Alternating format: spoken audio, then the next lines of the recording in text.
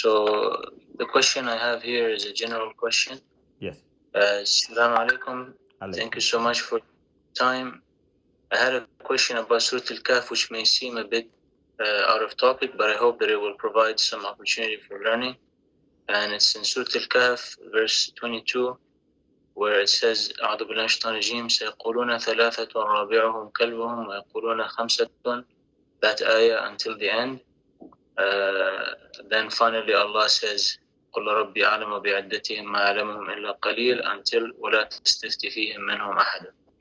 So the question is, it seems that Allah subhanahu wa ta'ala is suggesting that there were people at the time of the Prophet asking about the number of the people in the cave. Yes. And why is it that Allah doesn't provide a number? Is there any explanation for this that is provided in the Quran? Why did Allah not mention a number? Why is there uncertainty? Sometimes Allah subhanahu wa ta'ala deliberately doesn't mention the numbers and leaves it open.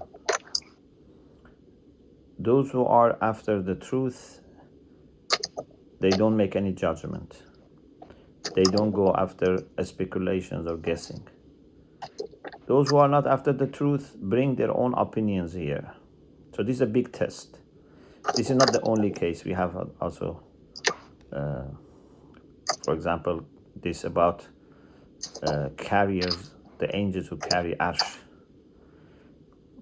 So it's a kind of test to see who is stopping where the evidence stops and who carries on even when there is no evidence.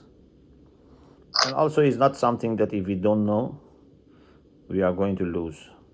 Whatever was the number is not affecting us in our journey. And the last question for today, which is appended to this question. Yes. And never say of anything, ولا تقولن لشيء إني فاعل ذلك غدا. And never say of anything, I shall do such a thing tomorrow. What is the significance of this verse in the context of the story of the people of the cave according to the Quran?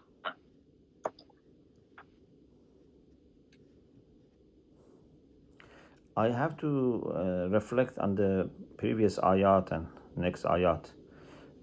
But sometimes Allah subhanahu wa ta'ala within a story gives us general instructions. And therefore ulama say al-ibratu bi-umum al-warid wala bi-khusus al-mawrid. So maybe it's in a particular case, but then there is a general guidance. Here we have a general guidance. Maybe Allah mentions in a particular case, but it's a general guidance, that you should never say, I am going to do this definitely. You must always allow a chance of this not happening because Allah's will might be different.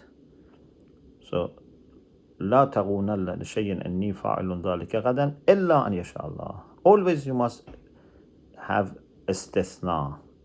Means always you must say, I'm going to do this unless Allah doesn't want it. Allah wants something else. So this is why we say God willing or inshallah. So this is a general concept that a mu'min should always at least remember this much, that everything depends on Allah's mashiach. This is the minimum that we should remember. Otherwise,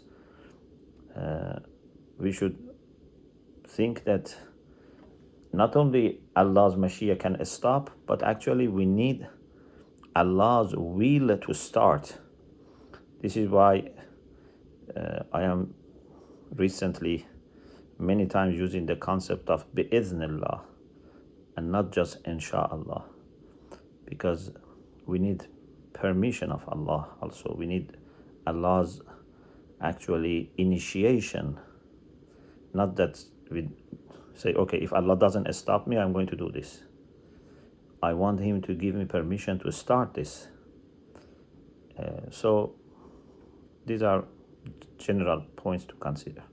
But what is the relation with the story of Ashab al-Kahf? Right now, I cannot comment unless I look at the text again. I am not Hafiz of Surah Kahf, so I cannot say just by my heart. Thank you very much, Sheikhna. You're welcome. Inshallah, this will be it for today's questions. Inshallah. There was one question that was via the chat. Inshallah,